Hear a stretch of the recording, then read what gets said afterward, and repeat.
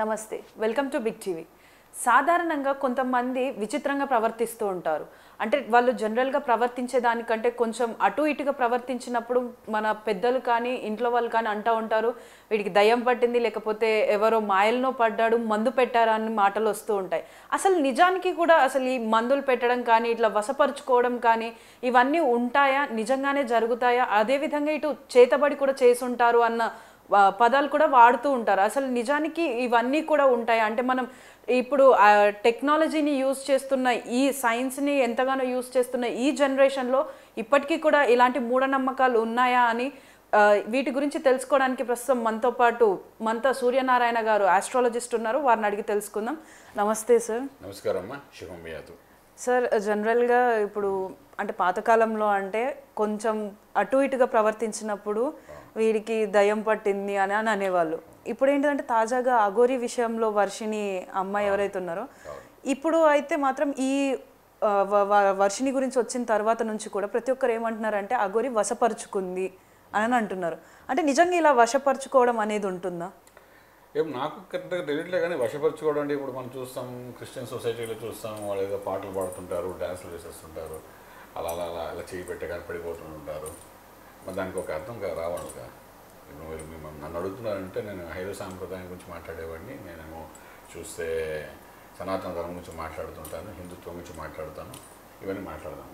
మన దాంట్లో కాదు, వేరే క్రిస్టియానిటీ కూడా మనం చూస్తుంటాం. ప్రేయర్ చేస్తుంటే ఇలా చేయి పెడతాడు, పెట్టగానే డాన్స్ చేస్తుంటే వెనకాల వెళ్ళి పడిపోతుంటారు. అంటే ఏం మ్యాజిక్ జరుగుతుంది అక్కడ చెప్పండి.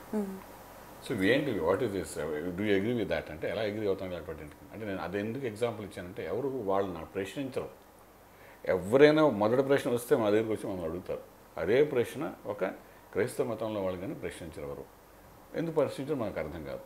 మరి మన దాంట్లో ఉందా లేదా అంటే వశం అనేది ఎవరి మైండ్ని ఎవరు వశం చేసుకోలేరు. ఆ ట్రాన్స్లోకి వెళ్ళాలంటే సైంటిఫిక్గా ఆలోచించిన, అస్ట్రాలజికల్గా ఆలోచించిన, సైంటిఫిక్ మెథడ్లో వెళ్ళినా, తర్వాత మెడికల్ అస్ట్రాలజీ ప్రకారం వెళ్ళినా ఒక ట్రాన్స్లోకి వెళ్తాం. ఒక అబ్బాయి ఒక అమ్మాయికి ఇష్టపడ్డాడు అనుకుందాం. ఫర్ ఎగ్జాంపుల్ మీకు అర్థమైన భాషలో చెప్పాలంటే, చిన్నపిల్లలు కాబట్టి మీకు చెప్పాలి. ఇష్టం అన్నది ఇలా చూస్తే అవుతుందా, ఓ ట్రాన్స్లోకి వెళ్తేప్పుడు అవుతుందా, 4 ఏళ్ళ కలిస్తే అవుతుందా, అదే పని మీద దృష్టి పెడితే అవుతుందా, ఇంకా అమ్మాయి వెనకాల పడి తనకి ఇష్టమైన పనులన్నీ చేయడం వల్ల అవుతుందా, ఆ అమ్మాయి ఎలా వర్షంలోకి వస్తుంది చెప్పగలరా మీరు? చెప్పలేదు కదా. మీ ప్రశ్నకు ఆన్సర్ నా దగ్గర రావట్లేదు అనిపిస్తుంది మీకు. అంటే మీరు చెప్పండి, ఎలా ఒక అబ్బాయి అమ్మాయి ఎలా కలుసుకుంటారు? ఇవాళ రేపు ట్రెండ్ అంటే డేటింగ్ వరకు వెళ్ళిన తర్వాత పెళ్లి చేసుకుంటున్నారు. అంటే డేటింగ్ వరకు కూడా వెళ్ళి వాళ్ళు ఆలోచించి ఒక ట్రాన్స్లోకి వెళ్ళిన తర్వాత they going for marriage. Society accept చేస్తున్నది.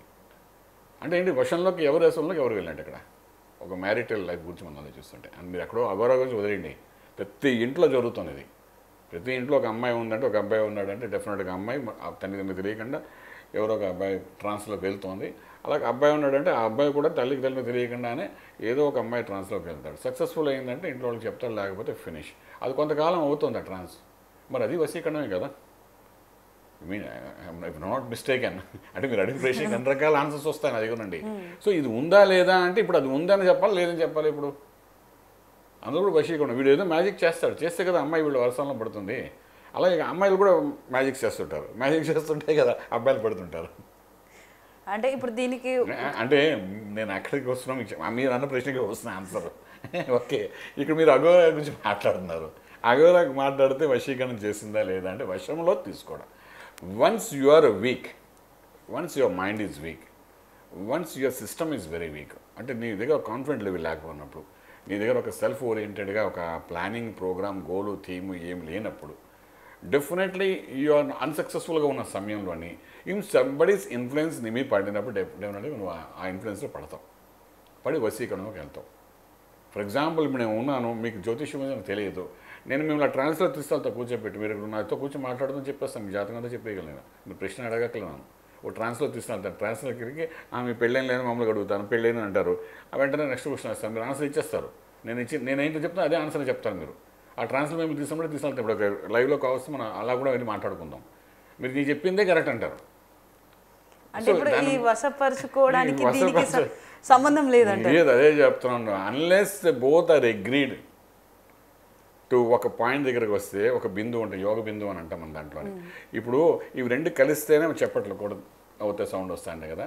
సో వీడు ఒక ట్రాన్స్లోకి వెళ్తూ ఆ ట్రాన్స్లోకి ఆ అమ్మాయి కూడా రాగలిగినప్పుడే వశంలోకి రాగలుగుతారు. అంతేగాని ఇట్ వశీకరణ ఈస్ విద్య బికాస్ అని నేను లవర్స్ గురించి నేను చెప్పేది. అలాగే మీరు అన్న అఘోరాల సంగతి తీసుకోండి. అఘోర కథ కూడా అలాగే జరుగుతుంది. వాడు ఒక ట్రాన్స్లోకి తీసుకుంటాడు. ఆ తీసినప్పుడు ఆ ట్రాన్స్లోకి దాని మీద నమ్మకం ఉన్నవాళ్ళు, ఆ సిస్టమ్ మీద నమ్మకం ఉన్నవాళ్ళు, అలాంటి వాళ్ళే ఆ ట్రాన్స్ దగ్గరికి వస్తారు. వచ్చినప్పుడు అందులో వాడు సెలెక్ట్ చేసుకుని వాడిని డెఫినెట్గా వసంలో తీస్తాం. హిప్నాటిజం ఫర్ ఎగ్జాంపుల్ నేను చెప్తాను. వాడు హిప్నాటిజం చేస్తున్నప్పుడు గ్రేట్ హిప్నాటిజం చేసేవాళ్ళు చాలామంది ఉన్నారు. ఎలా చేస్తున్నాడు హిప్నాటిజం అని అంటే ఆ ట్రాన్స్లో తీసుకురాగలగాలి. రాగలిగితే హిప్నాటైజ్ అవుతారు. నన్ను చేయమంటే నేను అవ్వలేదు, నేను ట్రాన్స్లోకి వెళ్ళాలను, నేను హిప్నాటైజ్ అవ్వను. As simple as. మీకు తెలుసు కాన్ఫిడెంట్గా మీరు తెలంగాణ మీరు చాలా కాన్ఫిడెంట్గా ఉంటారు అన్నిటికీను. సో మీరు ఎలా హిప్నాటైజ్ అయిపోతారు? అవ్వలేరు కదా అంత తొందరగాను. హిప్నాటిజం అంటే ఏంటి ఇక్కడ? అలాగే వశీకరణం అంటే ఏంటి? హిప్నాటిజంలో వశీకరణం ఉంది. ఫర్ ఎగ్జాంపుల్ ఇంకొకటి కూడా ఎనస్థీషియా ఇస్తాం అనమాట. డాక్టర్ సైంటిఫిక్ కాలేజ్ చేద్దాం. ఒక మనిషి అలా నిలబెడతాడు, ఆపరేషన్ చేయాలంటే వాడికి వచ్చి ఎనస్థీషియా ఇస్తాం. ఆ పర్టికులర్ పార్ట్ ట్రాన్స్లోకి వెళ్ళిపోతుంది. ఏ ట్రాన్స్లోకి వెళ్ళిపోతుంది? ఆల్మోస్ట్ సెన్స్ లేకుండా స్పర్శలోకి వెళ్ళిపోతుంది. మనిషి మాట్లాడుతూ ఉంటాడు, కబుర్లు చెప్తూ ఉంటాడు డాక్టర్ పేషెంట్తోనే, అక్కడ చేయవలసిన ఆపరేషన్ చేసేస్తూనే ఉంటాడు. How beautiful it is. అంటే పాజిటివ్గా పనిచేస్తున్నాడు వాడు. అంటే ఇన్ని రకాల ఎగ్జాంపుల్స్ ఎందుకు ఇస్తున్నానంటే మీకు మీరన్న ఆ వశీకరణ అనే పదానికి మీనింగ్ మీరు ఒక ఆలోచనతో ఇక్కడికి వచ్చారు, మీకు ఆ ఆలోచనలో ఆన్సర్ రావాలని కనుక్కుంటున్నారు. బట్ ఇవన్నీ కూడా వశీకరణాలే. మన ప్రతి ఇంట్లోనే జరుగుతుంది వశీకరణ. మనం కూడా ఏంటంటే ఒకసారి మెడిటేషన్ చేస్తే మనం ట్రాన్స్లోకి వెళ్ళిపోతాం. ఆయన ఒక్కడే దేవుడు అనుకుంటాం. ఇప్పుడు ఫర్ ఎగ్జాంపుల్ నాకు ఒక క్రిస్టియన్ సొసైటీ వాళ్ళు వచ్చి నాతో మాట్లాడిన వాళ్ళ దాంట్లో వశీకరణ చేయగలుగుతారా? చేయలేరుగా. నేను స్టబన్ స్ట్రాంగ్ ఉన్నాను, నేను వెళ్ళను అంతే. ఎంతోమంది నా దగ్గరికి వచ్చారు ఇలాగ. అది కాదు మీ వక్త చాలా బాగా మాట్లాడతాండి, మా దాంట్లో చూడు మా దేవుడు చాలా గొప్పవాడండి అని నవ్వుతూ వస్తే నవ్వుతూ సమానం చేసి పంపించాను తప్ప ఎవరిని వాళ్ళు ట్రాన్స్లోకి వెళ్ళాలి. ట్రాన్స్లోకి వెళ్ళడానికి చేయవలసిన కార్యక్రమాలన్నీ చేసేవాళ్ళు వాళ్ళు చేస్తూనే ఉంటారు. అంటే ఒక్క సొసైటీ గురించి నేను మాట్లాడలే, అదర్ సొసైటీస్ కూడా చెప్తాను. అంటే పూర్వం అయితే మన జైన్స్ బౌద్ధులు వీళ్ళందరూ లేరు, కానీ ఇప్పుడు కూడా మీరు శ్రీలంకలో అయితే బౌద్ధ మతంలోకి రమ్మనిపించి ట్రాన్స్లోకి తీసుకెళ్తారు చాలామంది. సో వశీకరణం అన్నది మీరు ఏ మీనింగ్తో అంటున్నారు చెప్తే ఇలాగ 100 ఆన్సర్స్ నేను ఇవ్వగలుగుతాను. అంటే ఇప్పుడు కొంతమంది అంటే జనరల్గా అంటూ ఉంటారు కదా, మీ వారిని ఎవరో వశపరుచుకున్నారు, మీ వారికి ఎవరో మందులు పెట్టారు, అందుకే ఇలా చేస్తున్నారని కొంతమంది అంటూ ఉంటారు. అంటే ఈ పాయింట్ ఆఫ్ వ్యూలో ఈ మందులు పెట్టడం, ఈ వశీకరణ అనేది ఎక్కడ అయిపోతారండి? ఇప్పుడు నేను చెప్పింది కాబట్టి ఎక్కడైపోతుంది? నేను మందు పెట్టేస్తాను, మీరు నా మాట వినేస్తారో చెప్పండి. Is it so easy? Unless until there is at least 1% of your trance, అంటే మీ యొక్క ఆలోచన ఇటుపక్క ఉంటే దాన్ని మనం ఏమైనా చేయగలుగుతాం. డాక్టర్ కూడా అదే మాట చెప్తారు. ఇఫ్ 1% ఛాన్స్ ఇస్ దేర్ బతకడానికి ఉన్నా కూడా నేను 100% బతికించడం ప్రయత్నం చేస్తాను అంటారు. అలాగే మా దగ్గర వచ్చేవాళ్ళు కూడా ఎవరైనా ఉంటే అక్కడ యోగం 1% ఉన్న అక్కడ ఆ మనిషిలో ఒక యోగాలు ఉన్నాయి, రకరకాల యోగాలు ఉంటాయి జ్యోతిష్యంలో. అందులో ఏ యోగం అయినా సరే ఉంది అంటే డెఫినెట్గా అది ఆ యోగాన్ని ఫలితం వచ్చేటట్టుగా చేద్దాము. ఏదో ఒక సాధన చేయమని చెప్తాం, ఒక మెడిటేషన్ చేయమంటే ఒక మంత్రం సాధన చేసుకోమంటే ఏదో ఆధ్యాత్మికంగా చెప్తాం, చెప్పి చేయండి, దీనివల్ల మీకు కొంచెం ఆ యోగం పెరుగుతుంది, సక్సెస్ఫుల్ అవుతారని చెప్తాం మనం. But unless until the other end కొంత కూడా ఇటుపక్క ఒక సబ్జెక్ట్ మీద, అంటే ఎక్కడ ట్రాన్స్లో అంటే ఎక్కడ వశీకరణ అవ్వాలన్న ప్లేస్ మీద కానీ కొంత కూడా దృష్టి పెట్టకపోతే మీద మనం చేయడం అసంభవం. చాలా కాల క్రితం కూడా అంటుంటాయి ఏంటంటే మీరు అన్నట్టు ఒరిస్సాలోకి వెళ్తే చేతబడి చేస్తారు, చేతబడి మనిషి ఇక్కడ కూర్చుని మనిషి ఇక్కడ నుంచి చేస్తే అవుతున్న మనిషి ఏదైనా అయిపోగలుగుతాడని. ఇక్కడ కూర్చుని మనిషి అక్కడ చేస్తే అవుతుంది అంటే ఇక్కడ కూర్చొని బటన్ నొక్కితే అక్కడ మనకు ఫ్లైట్లో దాని మీద బాంబు పేలినట్టు, ఇక్కడ బటన్ నొక్కితే ఫోన్ మాట్లాడితే అక్కడికి ఎక్కువ రిసీవర్కి వెళ్ళినట్టు అంత ఈజీగా అయిపోతుందని చెప్తారు అందరూ. బట్ అన్లెస్ అదర్ ఎండ్లో కూడా అదే ఇన్స్ట్రుమెంట్ ఉంటే మనం మాట్లాడగలుగుతాం, అంతే కదా. ఫోన్ అయినా సరే ఇప్పుడు అవతల దగ్గర ఫోన్ లేకుండా ఇక్కడ మనం నొక్కుతూ ఉంటే అవతల ఎవరితో మాట్లాడతారు అంటే ఏంటి అర్థమవుతుంది? ఈ should also cooperate with that. అంటే కొన్ని తెలిసి కోఆపరేట్ చేస్తారు, కొన్ని తెలియక కోఆపరేట్ చేస్తారు. అంటే వశంలోకి రావాలి అని ఆలోచన ఉంటే interaction definitely should be they between this man and that man. Interaction లేనిది చేయలేరు. ఇంటరాక్షన్ ఇస్తున్నట్టే వాడు అక్కడే రిసీవ్ చేసుకునేవాడు కొంచెం బలహీనపడుతున్నాడు, ఏదో పాయింట్ దగ్గర బలహీనపడతారు.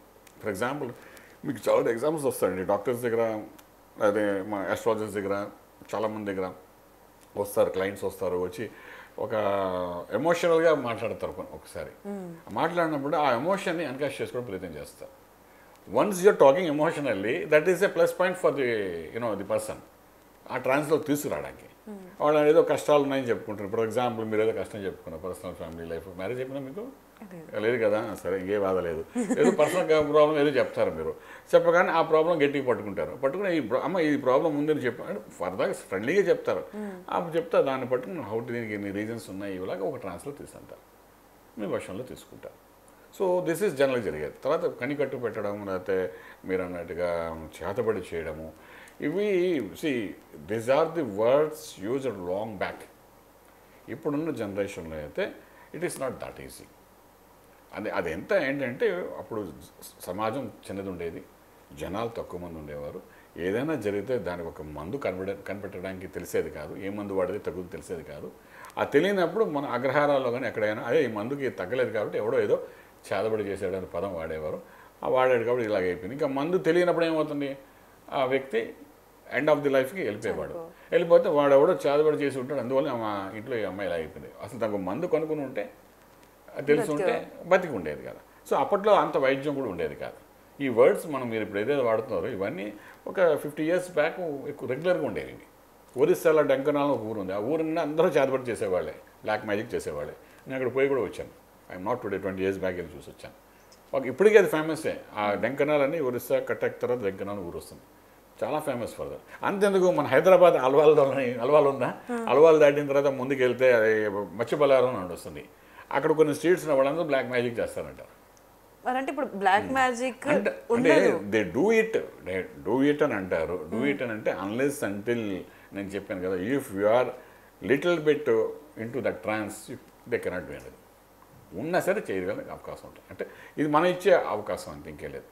ఒకసారి వాళ్ళు కలిసి వాళ్ళకి మీ యొక్క మంచితనం తెలిసినప్పుడు, మీలో వీక్నెస్ తెలిసినప్పుడే మిమ్మల్ని ఏమైనా చేయడానికి ప్రయత్నం చేయగలుగుతారు. మనం ఏం చెప్తామండి, ఒక ఫ్యామిలీలో ప్రాబ్లం ఉంటే మనమే పోయి వాళ్ళంటే అస్ట్రాలజిస్ట్ దగ్గర ఎవరెవరు దగ్గర వెళ్తారు, వెళ్ళి అంటారు అండి మా అన్నదమ్ముడుతో పడట్లేదండి ఏదో చేశారు అని అనిపిస్తుంది అని చెప్పి ఫస్ట్ ఆ వీక్నెస్ అనేది చెప్తాం. వాళ్ళు ఓపెన్ అప్ అయిపోగానే ఈ వీళ్ళలో వీక్నెస్ ఇది ఉంది కదా అని immediately they start working on that. వీడేం చేయగలుగుతాండి, వశీకరణ చేయాలంటే వీడు కోటీశ్వరుడు అయిపోవాలి, ఎవరిని అంబానీని వశీకరణ చేసేసి ఆ డబ్బంతా తీసేసుకోవాలి. నెక్స్ట్ అసలు ఎగ్జాక్ట్ నేను అదే క్వశ్చన్ అడగబోతున్నాను. అంటే ఇప్పుడు ఎవరైతే వశీకరణ కానీ చేతబడి కానీ చేసే వాళ్ళు ఉంటే వశీకరణ చేసేసి వీడు సీఎం సీట్లో పోయి కూర్చోవాలి. అదే కదా, వాళ్ళు కూడా పాపులర్ అయిపోయి ఫైనాన్షియల్ గా కానీ చేతబడి చేస్తున్నారని చెప్పిన ప్రతి ఒక్కరికి కూడా వాళ్ళకి కనీసం నాలెడ్జ్ కూడా ఉండదు సొసైటీ అంటే ఏంటి అని. కేవలం ఇప్పుడు ఈ వచ్చే సినిమాలు కానీ లేకపోతే వేరే వాళ్ళు ఎవరైనా చెప్పేది కానీ ఈ ముగ్గు వేయడం, అందులో బొమ్మను పెట్టడం, కొంచెం పాజిటివ్ గా తీసుకొస్తారు. ఎందుకంటే ఆ సినిమా రత్తి కట్టాలంటే ఒకటి ఉండాలి, జరగాలి కదా. అందులో ఒక ఫిమేల్ పాట పెడతారు. నిజంగానే హేట్స్ దీస్ థింగ్స్ అని నిజంగా చెప్తాను. ఉన్నది ఉన్నట్టు చేయగలిగితే అది వేరే సంగతి. మన ఎండమూడి వీరేంద్ర తప్పుగా అనుకోకుండా ఆయన పేరు వాడుతున్నాను. ఎండమూడి వీరేంద్ర గారు నాది గారు రచయిత గారు ఉండేవారు. నా చిన్నప్పుడు ఆయన పేరు విన్నాను. ఆయన ఇలా సస్పెన్స్ కథలన్నీ రాసేవారు నీట్గాను. ఇలాగ చేతబడల గురించి కాశ్మోరా అని పేరు పెట్టి రాశారు. అద్భుతం, సూపర్ హిట్ అయిపోయినాయి. ఆ వారానికి ఎప్పుడు ఆ పత్రిక వస్తుందా అని మా చిన్నప్పుడు పెద్దవాళ్ళందరూ ఏంటి స్టూడెంట్స్ చదువుకున్న విద్యార్థులు కూడా అప్పట్లోని కాలేజీలో చదువుకున్న ఎప్పుడు వస్తుందా ఈ వారం ఆ పత్రిక వచ్చేది. రాగానే ముందు ఆ 4 పేజీలు చదివేయాలి. సస్పెన్స్ ఏం చెప్పాడు ఎండమూడి వీరేంద్ర, చాలా గ్రేట్ పర్సనాలిటీ. ఆయన తలుచుకోవడం చాలా ఆనందంగా ఉంది నాకైతే. సో ఆయన కాశ్మోరా గురించి, కాశ్మోరా నిద్ర లేచింది, ఏమిటి కాశ్మోరా నిద్ర లేచినాడు ఏదో చేస్తుంది, అందులో ఉన్న డైలాగ్. మా చిన్నప్పుడు మా పెద్దవాళ్ళు చదువుతుంటే విని మేము భయపడుతుండే అబ్బాయి, సరే ఏదో జరుగుతుంది కదా చూద్దామని. నెక్స్ట్ ఎపిసోడ్ ఏం జరుగుతుంది. ఇప్పుడైతే టీవీలు సీరియల్స్ అని వచ్చేసాయి కదండి. అప్పుడు అవన్నీ ఎక్కడ ఉన్నాయి, పత్రిక రావాలి, దినపత్రిక వారపత్రిక వచ్చేసరికి ఫినిష్. బహుశా మీ ఫాదర్ వాళ్ళని అడిగితే చెప్తారు ఈ కాశ్మీర్ కదా అని చెప్తారు వాళ్ళు. ఈ ఎండమూరి వీరేంద్ర చెప్పారు. ఇంకా అలాగా చాలామంది రచయితలు రాయడం కూడా జరిగింది. ఆ రచయితలు రాసిన ఇప్పుడు సినిమా మార్గంలో చూపిస్తున్నారు. ఇప్పుడు మీకు ఏముంటే ఆ డ్యాన్స్లో ఏంటి బిగ్ ఫర్ ఎగ్జాంపుల్ మనం ఒకే చోట్ల డెన్లో ఉండి అందరూ మీరు చూస్తారు భయంకరమైన డ్యాన్స్ అన్ని క్రియేట్ చేస్తారు. అదొక దానికి ఒక టికెట్ కూడా పెట్టి 100 places చెప్పి భయపెట్టించడం ఇవన్నీ చేస్తున్నారు. సో ఇవన్నీ ఏంటంటే సొసైటీ యాక్సెప్ట్ చేస్తుంది. పిల్లల్ని ఆట పట్టించాలని చూస్తున్నారు. పిల్లలతో ఎలా డబ్బు సంపాదించాలి అంటే మన సొసైటీయే ఇలాంటి కథలు చెప్పి ఎలా డబ్బు సంపాదించాలని ప్రయత్నం చేస్తుంది. సో అందులో రియాలిటీ లేదు, నిజంగా రియాలిటీ ఉండదు. మనం భయపెడుతున్న సేపు భయంగా ఉంటుంది, దాన్ని భయపెట్టిస్తారు. ఇవన్నీ ఉన్నాయి చేతబడి. ఇవన్నీ ఏంటంటే when you didn't get the medicine 100% ఫలానా వైద్యం దొరకలేదు ఫలానా రోగానికి, ఆ రోగంతో బాధపడుతున్న వ్యక్తిని చూసి వీడిని ఏదో చేశారు, ఎవరో ఏదో చేసి ఉంటారు, తెలియని వాళ్ళు లేదా తెలిసిన వాళ్ళు లేకపోతే వీళ్ళంటే ఇష్టం లేని వాళ్ళు, ఏం చేసేస్తారు? చేస్తే కరోడిపోతను చేస్తే వాడికి ₹1,00,00,000 వస్తుంది. చుట్టాలు చేస్తే ఏమొస్తుంది? దగ్గర చుట్టాలను చేస్తే ఏమీ రాదు వాడికి. సో దానికోసం అంత కష్టపడక్కలే కదా. అంతే మంత్ర సాధన మేము చేస్తాం, మంత్రము సాధన ఏమైనా చేస్తాం, కానీ నాట్ ఫర్ దీస్ థింగ్స్. ఒక యోగం కోసం, ఒక మంచి ఫలితం రావడం కోసం, మన వాక్శుద్ధి బాగుంటే, నలుగురు మంచి చెప్తే మంచి జరుగుతాయనే ఉద్దేశంతో మనం మంత్ర సాధన చేస్తాం. శ్రీ విద్యలో ఉండి ఇవన్నీ మనం చేస్తుంటాం. బట్ నాకు తెలిసినంత వరకు, నాకున్న నాలెడ్జ్ ప్రకారం, ఈ చేతబడి మీరు అన్నారు కదా, లేకపోతే అఘోరాలు అల్లరి చేస్తాం. అఘోరాలు అసలు సొసైటీకి రారు. మరి ఆవిడ ఎవరి గురించి మీరు చెప్పారో, ఆవిడ సొసైటీలో ఎందుకు వస్తున్నారో, టీవీ కెమెరా ముందు ఎందుకు కనబడుతున్నారో, అందరితో ఎందుకు ఆటపాటలు చేస్తున్నారో మనకు అర్థం కావట్లేదు. అఘోరా అంటే ఏమిటి అని మీరు ఒక ప్రశ్న వేసినప్పుడు దానికి పెద్ద కథ ఉంటుంది. వాళ్ళు రానే రారు ఇక్కడికి. కాశీలో కూడానండి ఎవరితోనో మాట్లాడారు. నేను వెళ్ళి చూస్తాను కూడా. కాశీలో వెళ్ళాను, అయోధ్యలోకి వెళ్ళాను, అలాగే కామాఖ్య టెంపుల్కి వెళ్తాను. అఘోరాలు, తర్వాత తపస్సు చేస్తున్న మునులు అందరూ చూస్తుంటారు అక్కడ. వాళ్ళ ధ్యానం, వాళ్ళ కథలో వాళ్ళు ఉంటారు. వాళ్ళ సంబంధమే లేదు మానవులతో, అంటే మనలాంటి మనుషులతో సంబంధం ఉండదు. కానీ ఇప్పుడున్న అఘోరాలు కెమెరా ముందు కూర్చొని కబుర్లు చెప్తున్నారు. డ్రెస్సింగ్ కోడ్ కూడా బ్రహ్మాండంగా ఉంటుంది వాళ్ళది, మామూలుగా కూడా కాదు. మర్చిపోతాం మన మధ్య. అయోధ్య కాదు, అదేంటి మనం వెళ్ళాం కదా కుంభమేళాకి వెళ్తే, అసలు సినిమా అంతా వాళ్ళదే కనబడుతుంది ఫెంటాస్టిక్గా. ఎక్కడ తీస్తే అక్కడ కెమెరాలు వాళ్ళే కనబడుతున్నారు. ఫైన్, వాళ్ళు రావడం తప్పులేదు, వాళ్ళ పనులు మన వాళ్ళే భయంకరంగా కెమెరాలో కవర్ చేశారు, బాగుంది. I'm not denying it. But వాళ్ళ వ్యవహారం వేరు, వాళ్ళ కథ వేరు, వాళ్ళ సొసైటీ వేరు. మనం ఆ సొసైటీలో లేము. సో వాళ్ళని చూసి నమస్కారం చేసుకుని, శివస్వరూపం అనుకోవాలి, నమస్కారం చేసుకుని ఏదైనా మంచి మాట చెప్పి తెలుసుకోవడం ప్రయత్నం చేయాలి. అలాంటి వాళ్ళు కలుస్తారు. సో నా పరిమితి, నాకున్న నాలెడ్జ్తో, నా ఏజ్, నాకు యొక్క ఉన్న 20-25 years experience of my astrological దాంట్లో మాత్రం మీరు అన్నట్టుగా ఈ వశీకరణం అని కానీ, వశీకరణ మంత్రాలు ఉంటాయి కొన్ని, వశీకరణ మంత్రం అంటారు. ఇంత సాధన చేయడానికి ఒక అమ్మవారితో మనం కలిసి ఉండాలి, అమ్మవారితో ఒక మంత్ర సాధన చేయాలి, అమ్మవారిని చూడాలి పూజలో అంటే రకరకాల మంత్రాలతో సాధన చేస్తారు. అంటే అమ్మవారి దృష్టిలో నేను పడాలి, అమ్మవారు నా వశంలో ఉండాలి అని చేసే శక్తి చేసి, పూర్వం ఉన్న రామాయణ, మహాభారత, త్రేతాయుగం, ద్వాపరయుగంలో కూడా స్వామివారు వశీకరణ చేస్తున్నవారు కదా, తపస్సు చేసి. రావణాసుడు తపస్సు చేసి శివుడిని ఎన్నోసార్లు మెప్పించాడు. మరి అది వశీకరణ కదా, మంత్ర సాధనతోనే చేశాడు కదా. సో ఇవన్నీ ఉన్నాయి దేనికి, మంచి కోసం.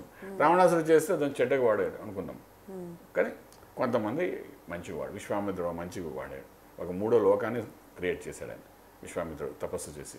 ఇలా రకరకాల వశీకరణలు ఉన్నాయి. సో మీరు చెప్పిన లాజిక్ ప్రకారం చూస్తుంటే ఈ కలియుగంలో ఈ మధ్యకాలం చూసిన వశీకరణం, చేతబడి ఇవన్నీ అంటే it's all gimmick. Nobody can do it.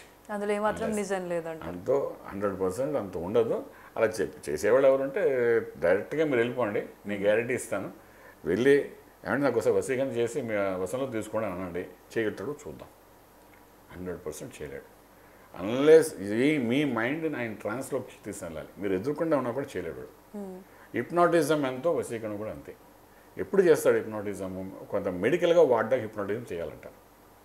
Person చెప్పిన మాట వినట్లేదు, మందు వేసుకోవట్లేదు, లేకపోతే వాడు ఇబ్బంది పెడుతున్నాడు, మందు వేసుకుంటే కానీ వాడు బాగుపడ్డు అనుకున్నప్పుడు ఏం చేస్తాడంటే వాడిని ఒక ఫామ్లో హిప్నాటైజ్ చేసి ఆ మందు వేసుకున్నట్టు చేసి వాడు ఆరోగ్యవంతం చేయడంలో ఒక ఉపయోగపడుతుంది. That is a good sign. ఎప్పుడు ఆ మైండ్ వీడి కంట్రోల్లోకి వస్తే అప్పుడు హిప్నాటైజ్ చేయగలుగుతాం, లేకపోతే you can't do that also. అంచేత ఎనస్థీషియా కూడా వెళ్ళాలి. సో ఈ వశీకరణం అన్నది 100% దాంట్లో మనం ఏకీభించగలేదు. తర్వాత ఇవి జరుగుతున్నాయి సొసైటీలోని, హిందువులో అలా కాదు, క్రైస్తవ మతంలో కూడా మనకు కనబడుతున్నాయి, మిగిలిన మతాల్లో కూడా మనకు కనిపిస్తున్నాయి. రకరకాల వీడియోలు చూస్తున్నాం.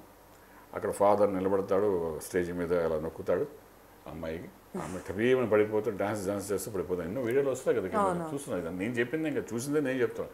మరి ఇలా నొక్కగానే బట్ట నొక్కగానే పడిపోతుంటే మరి ఆ పడిపోవడం ఎందుకు, ప్రాబ్లం ఏంటో సాల్వ్ చేయాలి కదా. What you call for this? జాబ్లు ఇచ్చేస్తూ ఉంటారు, అవును ఇచ్చేస్తారు, నడవలేని వాళ్ళకి నడక తెప్పిస్తారు, కాళ్ళు తెప్పించేస్తున్నారు అంటున్నారు. మరి వాళ్ళు ఈక్వల్ టు గాడ్ అయిపోవాలి కదా.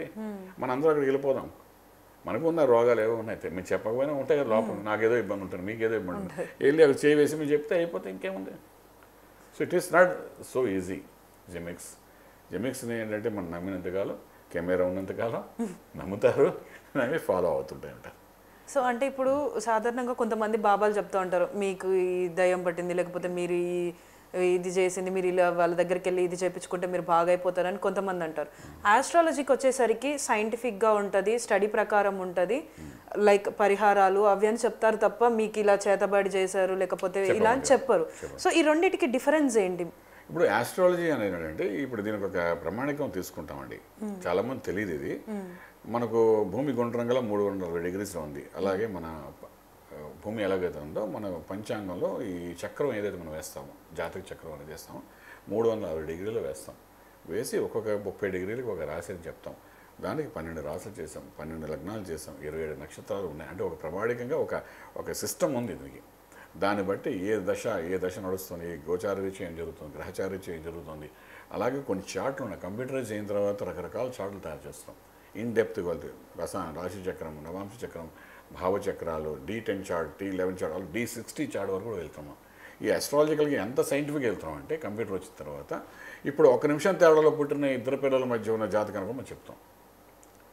ఒకే 1 నిమిషం తేడాలోని కవలలు పుట్టినప్పుడు డెఫినెట్గా ముందు వాడి యొక్క జాతకం ఒకలాగా ఉంటుంది, రెండో వాడి యొక్క జాతకం ఒకలాగా ఉంటుంది. ఎందుకు ఆ వేరియేషన్ వస్తున్నాయో చాలామంది ప్రశ్న వేస్తున్నారు. దాన్ని కూడా మనకి క్లారిటీ ఇవ్వగలుగుతాం ఆస్ట్రాలజికల్గా. అంటే అంత సైంటిఫిక్గా, అంటే వాళ్ళు సైంటిఫిక్గా చెప్తేనే జనాలు ఒప్పుకుంటారు.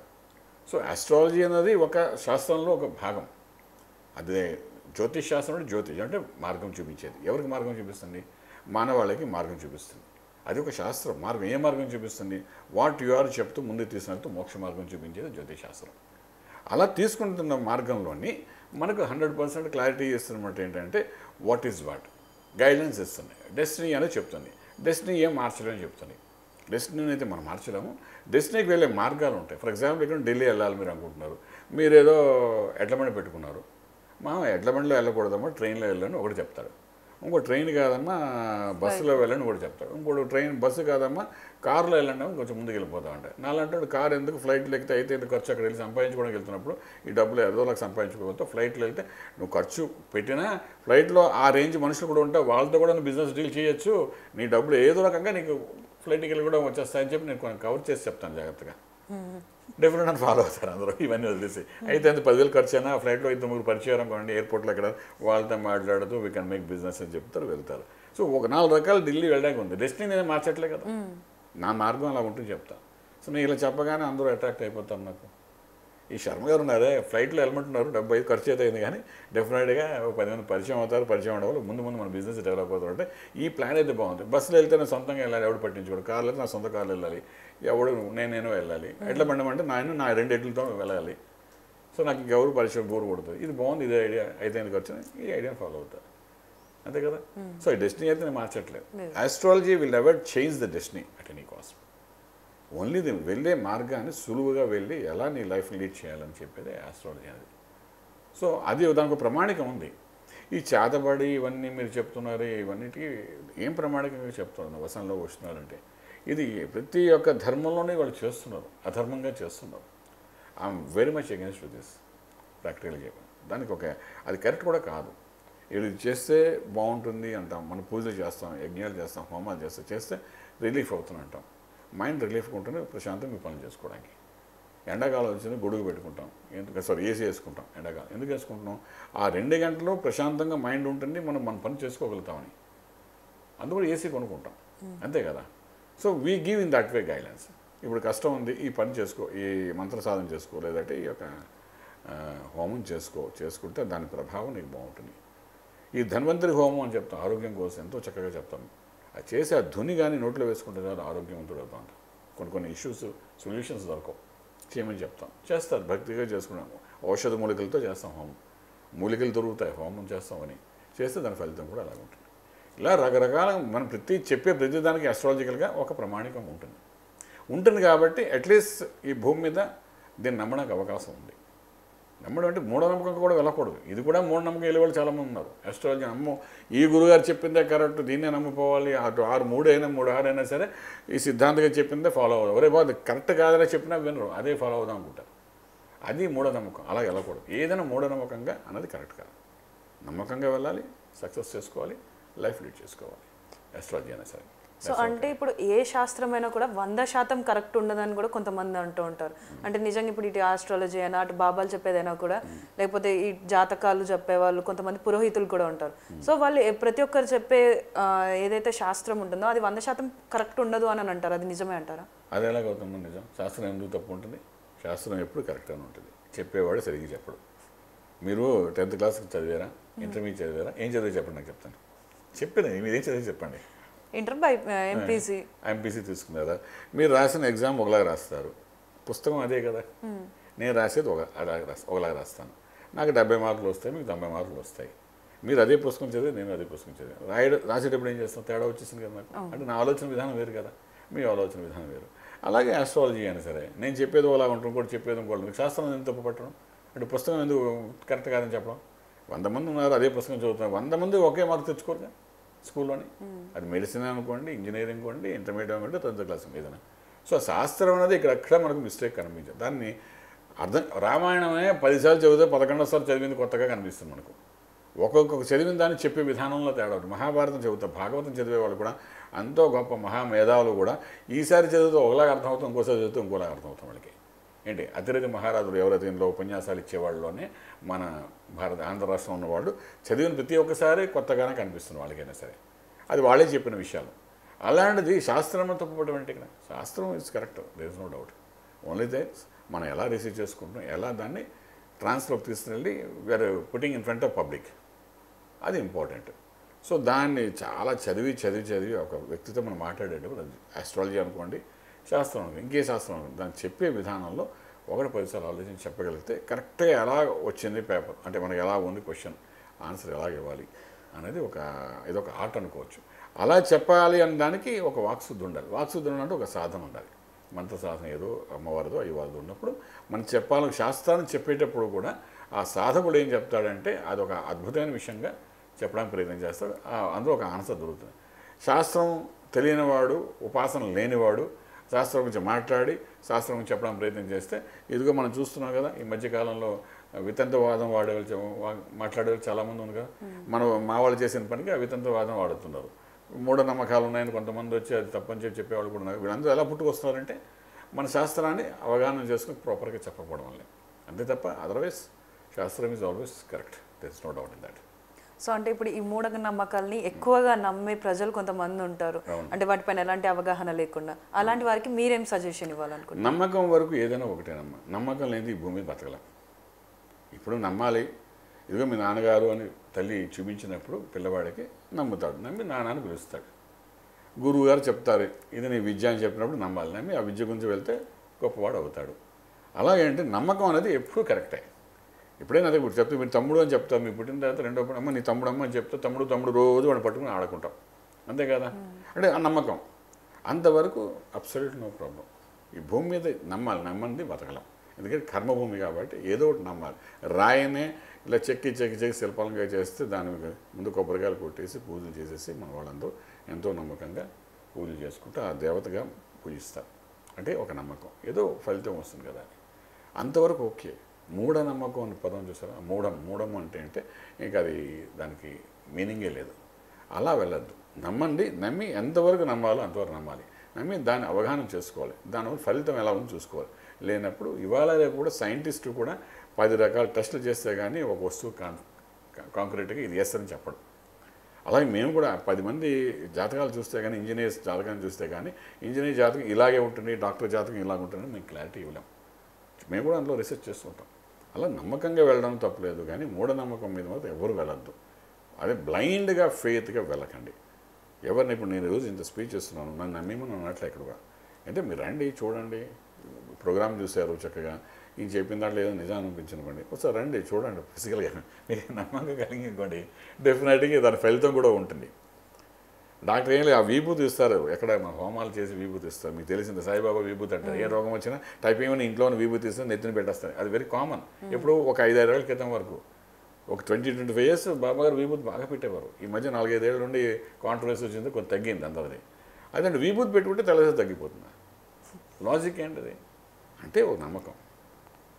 మూఢనమ్మకం అయితే కాదు అది, 100% నేను చెప్తాను. నమ్మకం, ఆ నమ్మకంతో పెట్టుకున్నాం, ఈ డాక్టర్ దగ్గరికి వెళ్తే నా రోగం తగ్గిపోతుంది. ఎంతమంది ఒక చెయ్యి బాగుంది, హస్తవాసం బాగుంది అని ఆ డాక్టర్కి వెళ్ళి ఒక ట్యాబ్లెట్ ఇస్తే చాలు, హాయిగా వచ్చి పడుకుంటే తగ్గిపోతుంది. అది నమ్మకం అంతే. నమ్మకం వరకు పర్వాలేదు. ఇంకా ఆ డాక్టర్ ఆ ట్యాబ్లెట్ ఇచ్చాడు కదా, అన్నిటికీ నువ్వే రోగం, నాకు రోగం అంటే బైపాస్ జరుగుతున్నా కూడా నువ్వే వచ్చి చేసేటి వాడు ఎందుకు చేస్తాడు? నువ్వంటే నమ్మకం అంటే అది మూఢనమ్మకం అవుతుంది, మూర్ఖత్వం అవుతుంది. సో నమ్మకం వరకు నో ప్రాబ్లం, ఇన్ ఇండియాలోని యు ఆర్ సేఫ్. కానీ మూఢనమ్మకంగానే ఆలోచిస్తే you are almost coming to down to earth చెప్పచ్చు. చాలా థ్యాంక్స్ సార్, చాలా మంచి వార్తలు చెప్పారు. సో చూస్తున్నారు కదా, అంటే మనం ఏదైతే నమ్ముతామో అక్కడి వరకు ఓకే, కానీ దాన్ని మరీ అంటే మితికి మించి కూడా మనం నమ్మినప్పుడు అది మూఢనమ్మకంగా మారుతుంది. మూఢనమ్మకమైన ఏ ఒక్కటి కూడా మనకి పనికి రాకుండానే పోతుంది.